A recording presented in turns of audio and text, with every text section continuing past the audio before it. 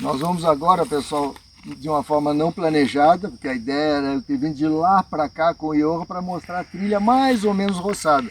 Outra vez nós gravamos uma trilha com ela não roçada, mato alto, quase do meu tamanho. Agora já dá para andar, a gente dá para ver a trilha e tal. Mas, já que nós recebemos essa visita que nos alegra muito, nós vamos daqui para lá, até porque o dia já está terminando, a luz está pouca, e vamos mostrar a trilha, assim, fazendo uma de Sócrates. Diz que o Sócrates, né, ele tinha um método assim de trazer a verdade, que chama de manhêutica, que é como uma parteira, mas ele, como é que ele usava esse método? Caminhando, que é o que nós vamos fazer. Nós vamos por essa trilha caminhando, e se for o caso, a gente fica em silêncio, se for o caso, a gente conversa, dando uma imitação, como eu disse, sendo papagaios do Sócrates. Todas as religiões tratam, né, mais do que acontece após a morte. Qual é a sua visão? É mais para o lado cristiano ou mais para o lado budista? Vamos andando. Aqui, a resposta decorada para essa pergunta seria a resposta que eu te daria, né? Eu estou fazendo aqui, como eu disse, o papel do papagaio de pirata, de uma visão do budismo e do cristianismo. Aqui tem essa estrada, nós vamos por essa trilha aqui, subindo, descendo os morros aí. Então, uma espécie de papagaio de pirata de uma visão do cristianismo e do budismo, que não é nada comum, que diz que o cristianismo e o budismo devem ser uma coisa só, uma coisa unida. E o cristianismo veio para complementar o budismo. Quer dizer, você anda pelos monastérios budistas, aí você não encontra, anda pelas igrejas, você não encontra essa visão. Certo? Se você conhece um pouco de budismo, você vai ver que, infelizmente, a visão é diferente. Budismo é budismo, cristianismo é cristianismo. Eu mesmo, a sua pergunta já embute essa visão, né? A sua visão é cristã ou é budista? Então, assim, a resposta decorada, a minha visão não é nem cristã, nem budista, a minha visão é cristã budista. Mas isso não diz quase nada, certo? Pô, o que dá? O que resulta dessa visão?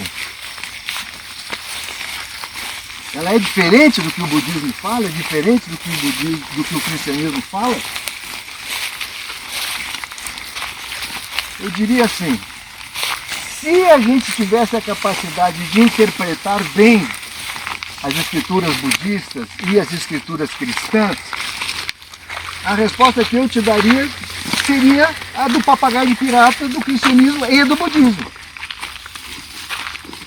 Só que o mundo de hoje não interpreta bem nem o budismo nem o cristianismo, nem os seus líderes.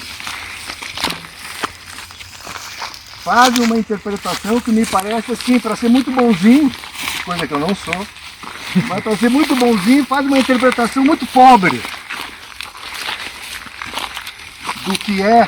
do que são as escrituras budistas, do que é a tradição budista e do que é a tradição cristã. Então, como que um cristão budista olha para a vida depois da morte? Quando você diz um cristão budista, você deveria dizer uma pessoa que resgatou o verdadeiro budismo e o verdadeiro cristianismo. Em tese, em hipótese, seria isso, certo?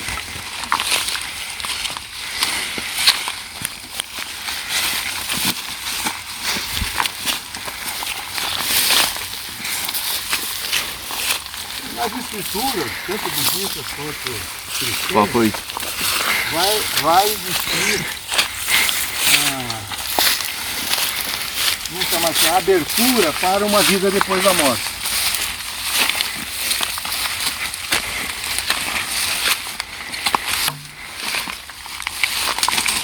E o budismo isso é uma coisa, o budismo como ele se tornou, já é uma coisa confusa. Você pede para um monge budista assim, existe reencarnação, por exemplo, ele já vai ser uma resposta complicada, ou vai ser uma determinada tradição budista vai dar uma resposta, a outra tradição budista vai dar outra resposta. Você pergunta para um sacerdote cristão, existe reencarnação? Se eu estou falando em reencarnação, eu estou falando que quando eu abandono esse corpo, alguma coisa sobra, essa alguma coisa vai tirar umas férias, sabe Deus aonde, e depois essa alguma coisa volta, reencarna. Volta a vestir essa vestimenta de carne que nós estamos usando os 5 aqui agora. Então, o budismo já traz uma resposta confusa, entendeu? Porque eles não sabem bem se existe reencarnação, se não existe. Tem gente que diz que existe, tem gente que diz que não existe. A tradição budista popular fala de muitas vidas do Senhor Buda, então deveria existir reencarnação. Mas se você vai para a filosofia budista e tal... Vocês vejam aqui, pessoal, desculpe interromper um pouquinho a resposta.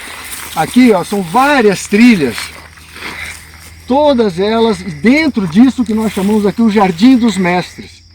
Quem são os mestres? São esses seres iluminados, esses Cristos, esses seres que alcançaram a realização. Como na linguagem budista seria o Nirvana. Na linguagem cristã, quando bem entendida, seria a ressurreição. Aquilo que Jesus alcançou, a ressurreição, é a apoteose do crescimento humano. Então ele está querendo dizer o quê? Que todos os seres humanos vão passar por uma espécie de transfiguração, por uma espécie de crucificação, por uma espécie de ressurreição, exatamente o que eu estou afirmando. Isso é o verdadeiro cristianismo, que é uma complemento, um coroamento do verdadeiro budismo. Então, se você tirar essas confusões que são o cristianismo, e o cristianismo o que fala? De um modo geral, na sua esmagadora maioria, fala que não existe reencarnação. Você passa um tempo num período intermediário chamado purgatório, depois ou você vai para o céu ou vai para o inferno. Quer dizer, é uma coisa assim, é difícil adjetivar uma coisa dessas, entendeu? O budismo, como ele está hoje, é uma confusão, e o cristianismo, como ele está hoje, é uma confusão para falar muito calminhamente, para ser muito bonzinho, coisa que eu não sou. A vontade que eu tenho aqui é de dizer muita coisa feia.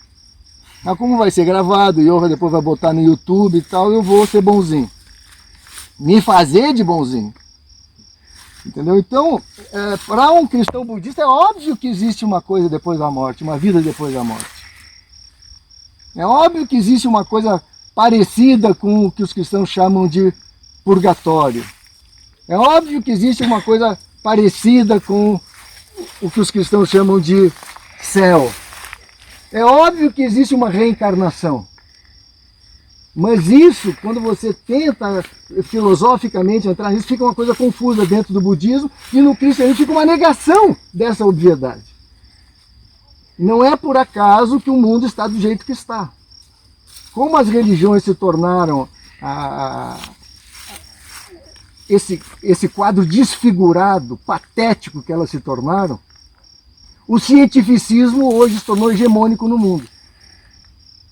Veja que eu não estou falando da ciência, estou falando do cientificismo, porque o cientificismo é uma espécie de nova religião dominante, que dominou as elites da modernidade.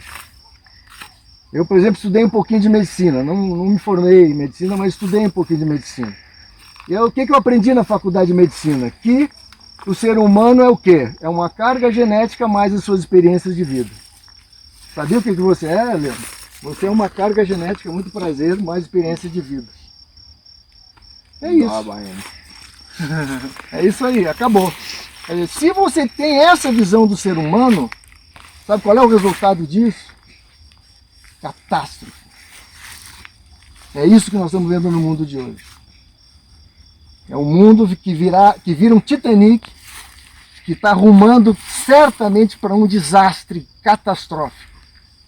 Essas pandemias que nós estamos vivendo hoje, isso aqui é só um cafezinho pequeno do que virá. Só um pedacinho.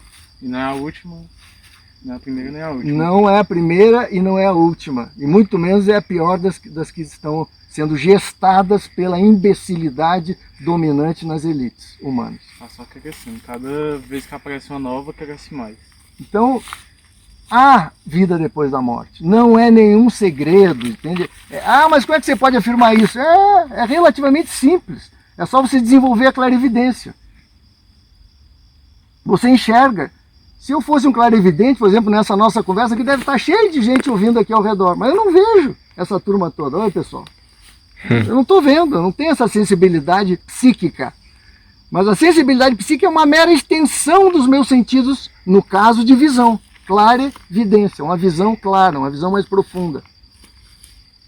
É possível isso para o ser humano? É possível. Até com drogas você pode estimular isso. Eu não estou estimulando isso, pelo amor de Deus. Um dos trabalhos do cristianismo budista, por exemplo, uma das regras do budismo é que a gente não deve fazer uso de coisas que alterem a nossa capacidade natural de percepção. E se você quiser ter uma capacidade extraordinária de percepção, você deve fazer isso de uma maneira natural, e não usando drogas, não usando outros meios. Entendeu? Como existe Tantra, existe tantas coisas aí, para você estimular algo artificialmente essas faculdades psíquicas. Entendeu? Então, o budismo, que é a base do cristianismo verdadeiro, ele diz não façam uso disso. E o cristianismo verdadeiro, mesmo o cristianismo que está aí, de um modo geral, diz não façam uso disso, não é bom. Mas ao mesmo tempo, se você for ver todos os mosteiros lá, fazem vinho. Ora, o vinho altera a nossa capacidade de percepção. Sim. Eu posso ficar bêbado, dizer bobagem, me tornar um idiota, entendeu? E se eu encher a cara de vinho. Então, eu não estou sendo xiita aqui, gente. Se a pessoa tomar um cálicezinho de vinho, uma cervejinha de coisa, isso não vai matar ninguém, entendeu? Mas eu estou dizendo, se eu quiser usar isso de uma maneira sistemática para alcançar um estado alterado de consciência, isso é um positivo mal, uma coisa errada. Entendeu? Mas é possível você desenvolver de uma maneira natural, é possível. É possível. Todas as religiões do mundo, através da oração e da meditação, vão conduzir para isso. Com seriedade, com os devidos cuidados, com os devidos conselhos, uma devida ambiência, com a devida orientação de seres mais evoluídos e moralmente mais perfeitos do que nós.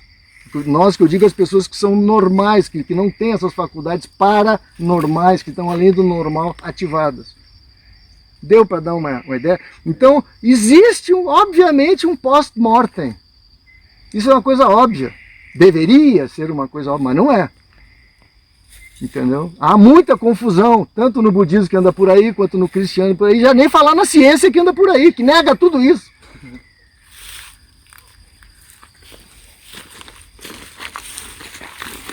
Se tiver mais alguma pergunta, vamos fazendo. Em relação aos animais, será que tem essa mesma possibilidade de reencarnação? Cuidado do buraco aqui, tá, pessoal? Tá. Os animais. O que os bons livros, vamos dizer assim, nos falam sobre os animais?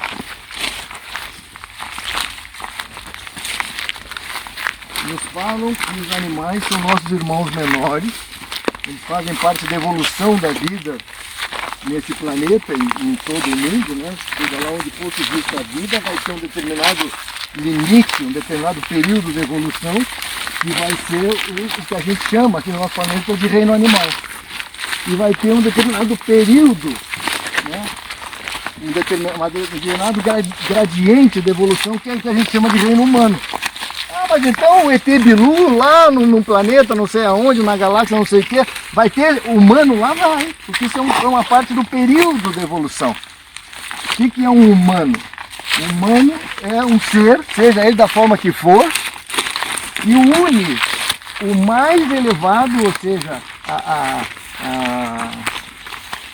as franjas do reino divino, com o mais baixo, que é esse mundo físico que a gente vive. Une como? Através de um veículo mental, pensamental. Mas então qualquer ET que exista aí no mundo, se ele estiver na estatura humana, ele vai pensar, vai, para o bem e para o mal, que nem nós.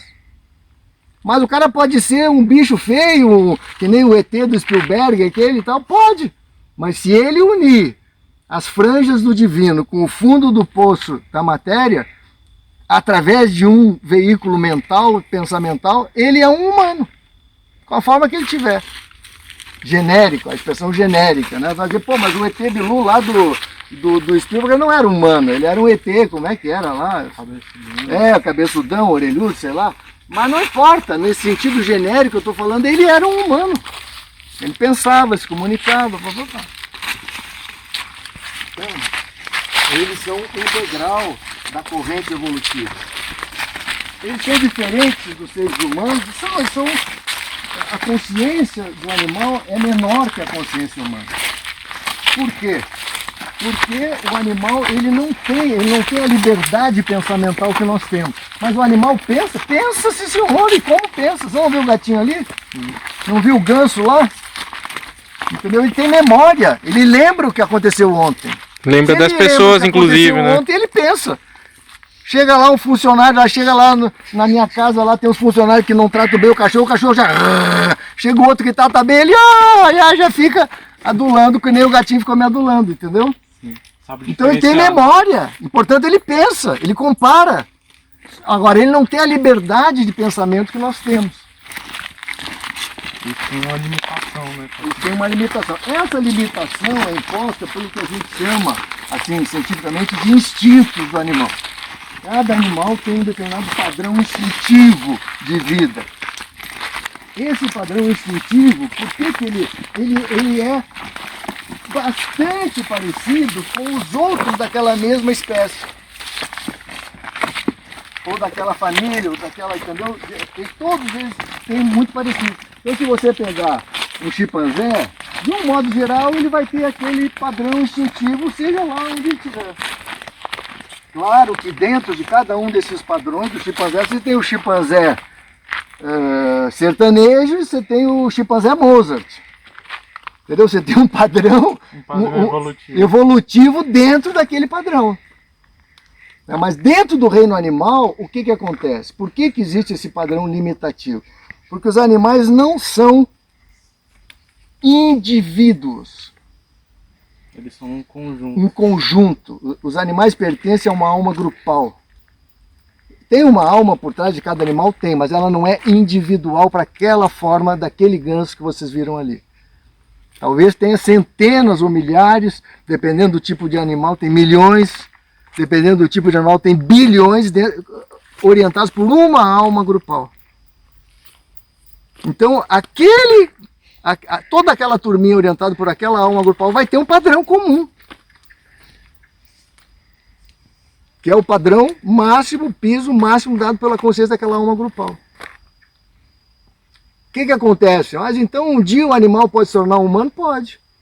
Se você entrar na filosofia das reencarnações, você vai ver que vai chegar um dia que o animal, assim como o humano um dia pode se tornar um Deus, pode se tornar um ser divino, pode. Todas as religiões falam isso, quando bem interpretadas.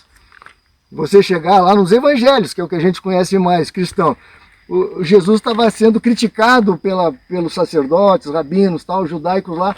Pô, você é um herege, você está dizendo que é filho de Deus, tal. Como é que Jesus se defende? Mas olha, vocês não estão dizendo que a lei não pode ser contraditada, não pode ser, tem que ser obedecida e cumprida? Ué, não está na lei que diz, vós sois deuses. Então qual é o pecado que eu estou cometendo se eu digo que eu sou filho de Deus? Se a lei, e aí isso está lá no Velho Testamento, vós sois deuses. Entendeu? Então nós temos mas eu não sou Deus, você mesmo não está dizendo que você é um papagaio de pirata. Então você não é um Deus, não sou. Mas eu tenho essa semente dentro de mim. Como o apóstolo Paulo dizia, o Cristo em vós, a esperança de glória.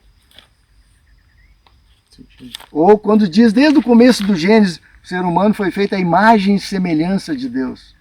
Se eu sou feito à imagem e semelhança de Deus, eu posso me tornar um Deus semelhante. Mas vai demorar. Bom, vai, mas o que é o tempo?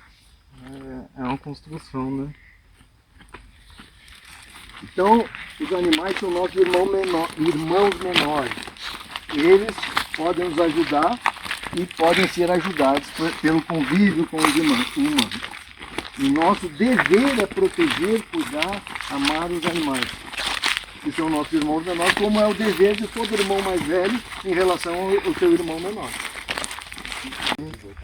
No cristianismo fala que não tem, né, a ressurreição, né? Já no budismo diz que existe a reencarnação. Entendeu? Há correntes budistas que negam a reencarnação.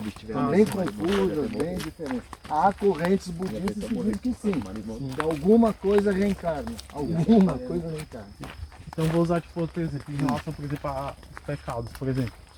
No cristianismo, né, a gente tem os 7 pecados capitais. Certo. Ele se submete também no budismo, por exemplo? No budismo tem coisas parecidas, né? Semelhantes. O budismo ele procura ficar dentro de uma estrutura lógica, psicológica. Então, toda a visão budista está baseada em uma análise, vamos chamar assim, psicoespiritual. Vejam a aguinha correndo aqui, pessoal. Não sei se dá para mostrar, na outra filmagem a gente mostrou. Então você tem essas pontezinhas e as aguinhas correndo assim. Em alguns lugares tem pequenas barragens para fazer um laguinho. Nós vamos ver isso aqui, já já.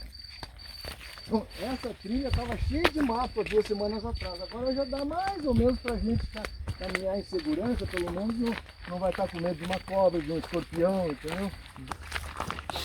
Mas retomando a sua questão. A sua questão tem a ver com o pecado, com o bem, com o mal. Eu gostaria que você precisasse mais da questão para eu poder te dar uma resposta mais útil, né?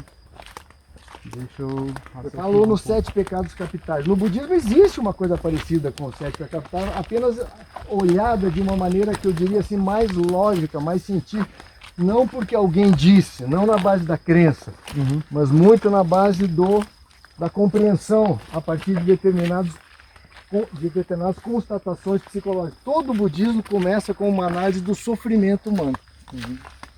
A primeira das grandes verdades budistas é que a nossa vida é eivada, é repleta de limitações, de sofrimentos de vários tipos.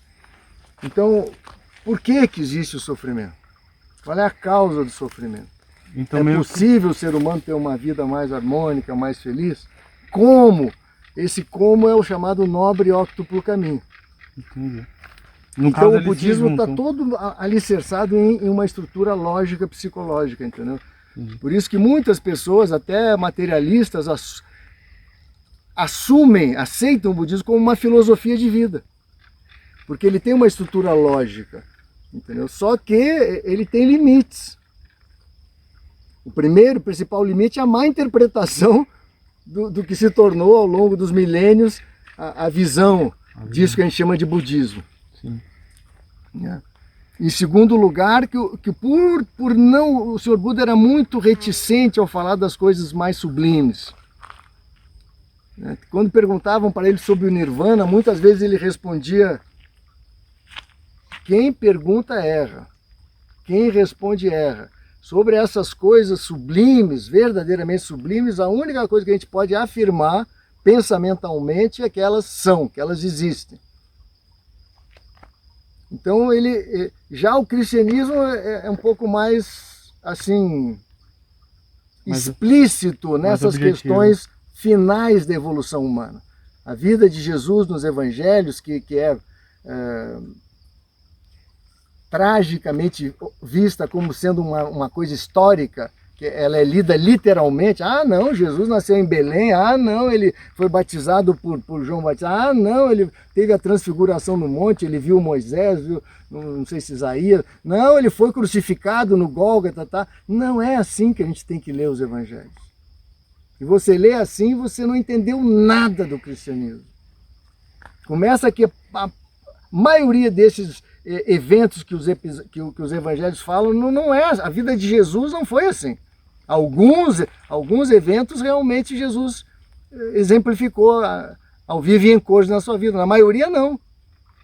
Mas isso quer dizer que os evangelhos são uma cascata? Não, são verdadeiros se você souber interpretar. Como Gênesis, por exemplo. Deus fez o mundo em 7 dias, faça-se a luz. Se você for interpretar literalmente isso, você não entendeu nada do Gênesis. Você vai achar que o Zen é uma coisa que você tem que jogar no lixo. Não, é uma alegoria. Nos evangelhos está escrito lá: mestre, por que para nós você fala as coisas como elas são e para eles só fala em parábolas? Eu falo para vocês como elas são, porque a vocês é dado ver as coisas como elas são. A eles não. Então eu falo em parábola que vendo eles não enxerguem, ouvindo não escutem, para que aqueles que tiverem olhos para ver, vejam, aqueles que tiverem ouvido para ouvir. Para eles eu não falo nada que não seja parábola. Tá essa palavra, nada, está lá nos evangelhos. Então, Jesus tinha esse cuidado de falar em parábolas. Vamos andando, parece que ainda tem marimbondo por aqui. Isso é um exemplo de uma pequena microbarragem. Olha, mostra aqui, ó, por favor. Já mostrou no outro vídeo, né? Sim. Mas para vocês aqui, ó, que estão nos visitando, olha aqui, ó. Olha a quantidade de água que tem aqui. Isso aqui tá fundinho ali, ó. Já. Tá? Então, o que acontece aqui? A água é retida nesse período das chuvas, né? Durante todo o período da chuva fica esse laguinho aqui. Isso aqui existem dezenas pela fazenda de microbarragens, existem algumas até bem maiores do que isso. Para quê? Por vários motivos. Primeiro, combate à erosão. Segundo, muitas delas passa o trator, passa o carro, passa as pessoas por cima. Segundo, ela retém matéria orgânica. Terceiro, ela faz com que a água infiltre para o lençol freático. Ao fazer isso, toda a fertilidade desse terreno aqui gradualmente está mudando. Do lençol freático, a água penetra para os aquíferos, que são imensos no nosso país. Porém, se a gente continuar matando a vegetação, as árvores, nós vamos acabar matando os córregos, matando o lençol freático e matando até os aquíferos. Eu não sou cientista dessa área, eu sou um cientista político, economista e tal, mas existem gente dessa área afirmando isso com todas as letras. Um professor, um grande professor aqui de Goiânia, que fez o Memorial do Cerrado, tem textos dele explicando tintim por tintim a loucura que nós estamos fazendo. Outra microbarragem aqui, ó. Você vai espalhando a água, né? O tanto de água que fica retida aí, ó. E ali a água passando por cima ali, ó. Tchuf, uma mini cascatinha. Então eu disse, assim como a gente tem um tratamento diferenciado em relação aos animais, nós temos um tratamento diferenciado em relação às águas, em relação à vegetação, em relação ao pensamento, como nós estamos conversando aqui. A propósito do nobre óctuplo caminho, qual é o primeiro passo do nobre óctuplo caminho do budismo? Veja que eu estou falando de budismo e de cristianismo como se eu estivesse falando a mesma coisa. Sim. Um não é mais importante que o outro, um depende do outro. Diz a doutora Ana Kingson que o budismo sem o cristianismo está incompleto. E o cristianismo sem o budismo fica ininteligível. Eles se somam, né? Se somam, se complementam. Então, essa questão do bem e do mal é uma dessas questões. Olha aqui, ó, já chegamos ao fim aqui, ó. Você vê que essa pontezinha aqui, a gente já usou ela como uma pequena microbarragem, ó. Mostra aqui, ó, olha ali, ó. Ali tem, ela tá, a sua metade ali está cimentada, ó. Então aqui, ó, que junta um monte de água aqui desse lado, ó. Quando vem a chuva, a água passa por ali, se vem a enxurrada, passa por ali. Mas agora, que não está chovendo há vários dias, ainda tem água aqui, ó. Bom, aqui nós já chegamos ao fim. Tem algumas espécies aqui que eu gosto de mostrar. Só mostra aqui o buriti, que o pessoal já deu uma coroada aqui. Isso aqui que vocês estão vendo é uma área em que o lençol freático ele aflora aqui. Por quê? Porque tem esses morros, a água penetra lá em cima dos morros e ela aflora aqui. Olha aqui, olhem aqui o chão como é que está, ó, todo molhado. Então, por essa característica, a gente plantou alguns buritis por aqui, olha aqui, ó. Então aqui cuidado com a vida animal, cuidado com a vida mineral, que é vida também, cuidado com a vida vegetal. Certo, pessoal? Certo. Vamos voltando, então essa é a trilhazinha aí, ó. Acho que aqui a gente pode parar a nossa filmagem por hoje, tá? Beleza. Agradecendo os nossos amigos. Vamos voltar, pessoal, que como o Johan mostrou, tá vindo relâmpagos, aí daqui a pouco vai chover.